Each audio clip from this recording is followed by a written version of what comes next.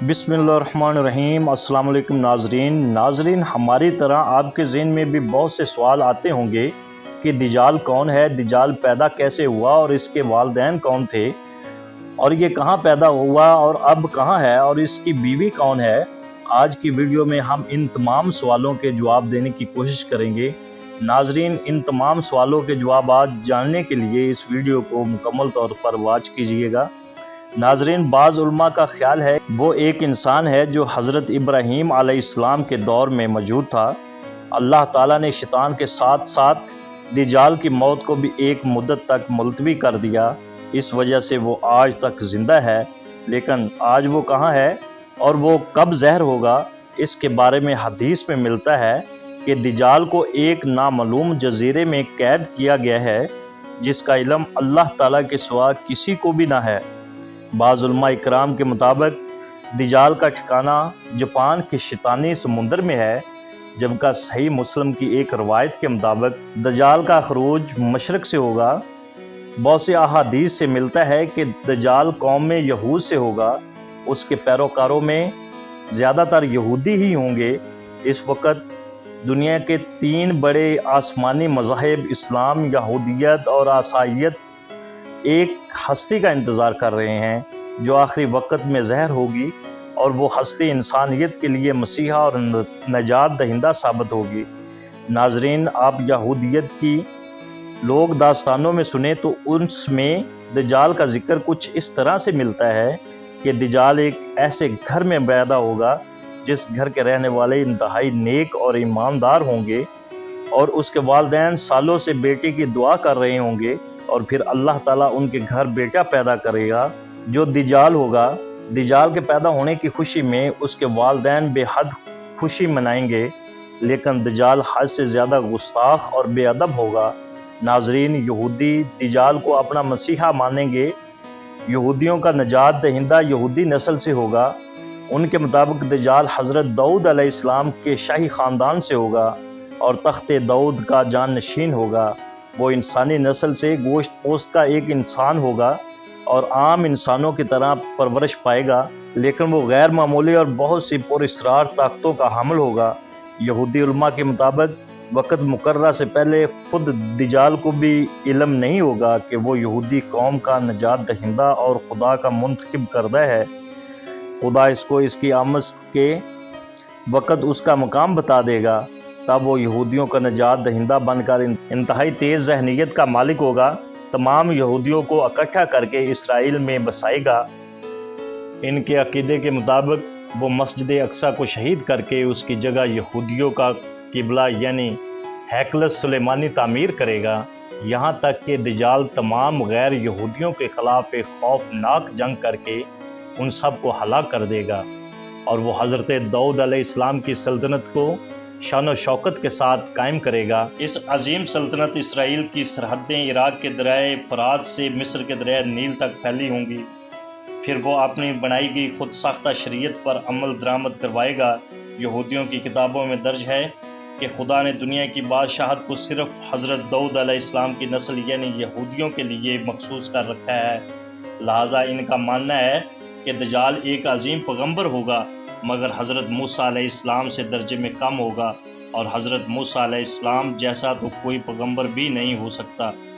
जबकि नाजरीन, इनका मज़ीद कहना है कि सारी दुनिया दज्जाल की ताकत और ज़हनीत की वजह से इसको बादशाह तस्लीम करेगी। दुनिया के सारे मज़ाहिब ख़त्म हो जाएंगे, सिर्फ़ यहूदियत बाकी रहेगी। गैर यहूदी कभी यहूदी नहीं बनेंगे और ना ही उन्हें यहूदी मज़हब इख्तियार करने दिया जाएगा, अलबत्ता सब हलाक कर दिए जाएंगे। यहूदियों के मुताबिक दज्जाल इंतहाई खूबसूरत और नौजवान शख्स होगा। अब आपको वाज़िया हो चुका होगा कि यहूदी दज्जाल के बारे में क्या सोचते हैं। हमारे प्यारे आका मोहम्मद सल्लल्लाहु अलैहि वसल्लम ने 1400 साल पहले ही बता दिया था कि यहूदी दज्जाल को इस ताकतों की वजह से अपना आका और रहनुमा मान लेंगे। अब पता चलता है कि वो ऐसा क्यों करेंगे। लिहाजा अब दुनिया में जितनी भी बदअमनी है वो यहूदियों की तरफ से फैलाई जा रही है। वो अपने मसीहा को जल्द अज जल्द दुनिया पर हुक्मरान देखना चाहते हैं। इसराइल का क़याम भी दज्जाल के इस्तकबाल की पहली सीढ़ी है।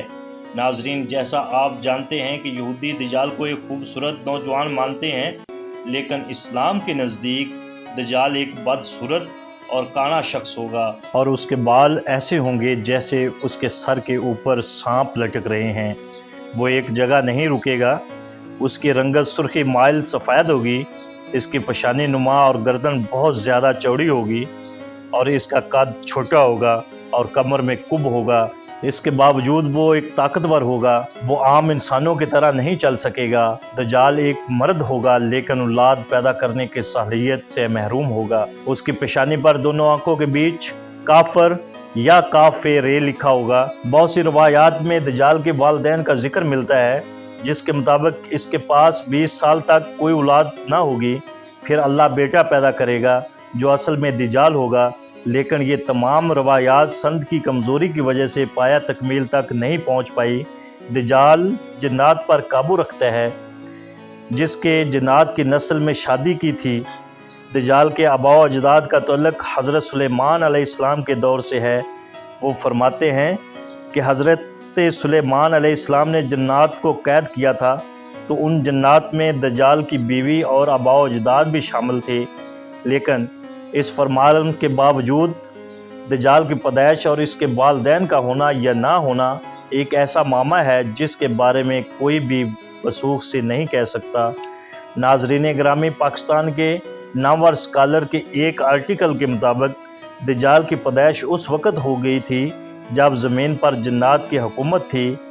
ان کا کہنا ہے کہ دجال انسان، جانور اور جن کے ملاب سے وجود میں آیا تھا، اور جب اللہ کے انسانوں کو زمین پر بھیجا تو فرشتوں نے اللہ کے حکم کے مطابق جنات اور انسانوں کے درمیان ایک پردہ قائم کر دیا، جس سے انسانوں اور جنوں کی دنیا الگ الگ ہو گئی۔ فرشتوں سے جنگ کے بعد جنات کو مختلف جزیروں میں قیدی بنا لیا گیا تھا، لیکن ان میں سے کچھ جنات ایسے بھی تھے جنہوں نے فرشتوں سے بدلہ لینے کے لیے سوچا۔ یہ وہ وقت تھا جب ایک جن نے ایک انسان سے جنسی ملاب کرنا چاہا، لیکن وہ ان دونوں مخلوقات کے درمیان حائل رکاوٹ کی وجہ سے وہ ایسا نہ کر سکے۔ اسی دوران جساسہ نامی ایک اور مخلوق جو کسی جانور نسل سے تھی، اس نے اس دونوں کے درمیان اولاد کے حصول کے لیے خود کو پیش کیا، اور اس طرح انسان اور جن کا تخم جساسہ کے پیٹ میں پلنے لگا، اور اس طرح ایک تیسری مخلوق پیدا ہوئی جسے دجال کہا جاتا ہے۔ پھر دجال کو فرشتوں نے زنجیروں سے باندھ لیا تاکہ دنیا دجال کے شر سے محفوظ رہ سکے۔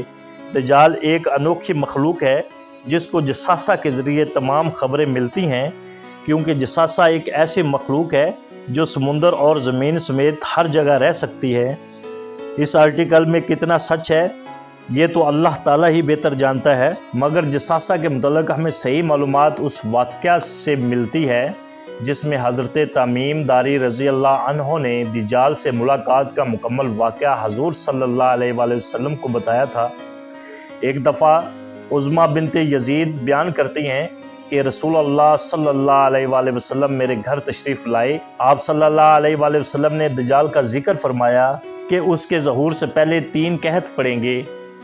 ایک سال آسمان کی 1/3 بارش رک جائے گی اور زمین کی پیداوار بھی 1/3 کم ہو جائے گی۔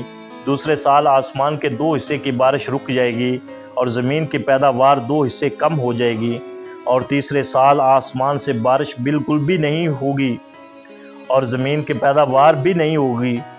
جتنے بھی جانور ہوں گے، چاہے وہ کھر سے کھانے والے یا داڑ سے کھانے والے ہوں گے، سب ہلاک ہو جائیں گے۔ ایک دن دجال اور دجالی نظام کا بالکل خاتمہ ہو جائے گا۔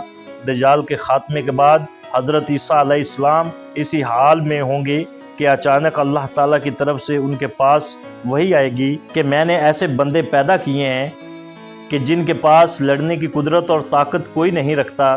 تم میرے بندوں کو جمع کر کے کوہ طور کی طرف لے جاؤ اور ان کی حفاظت کرو۔ پھر اللہ تعالیٰ یجوج مجوج کو زہر کرے گا، جو ہر بلند زمین کو پھلانگتے ہوئے اتریں گے اور دوڑیں گے۔ ان کی تعداد اتنی زیادہ ہوگی کہ جب ان کی سب سے پہلی جماعت بحیرہ تبریہ سے گزرے گی تو وہ اس کا سارا پانی پی جائے گی۔ پھر جب اس جماعت کے بعد آنے والی جماعت وہاں سے گزرے گی تو بحیرہ تبریہ کو دیکھ کے کہے گی کہ اس میں کبھی پانی تھا۔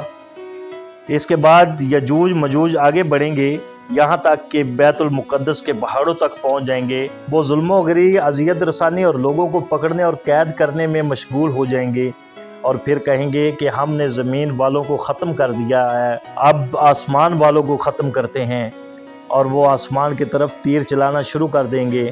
ناظرین، دجال اب کہاں ہے اور کس حالت میں ہے، یہ اللہ تعالیٰ کے سوا کوئی نہیں جانتا۔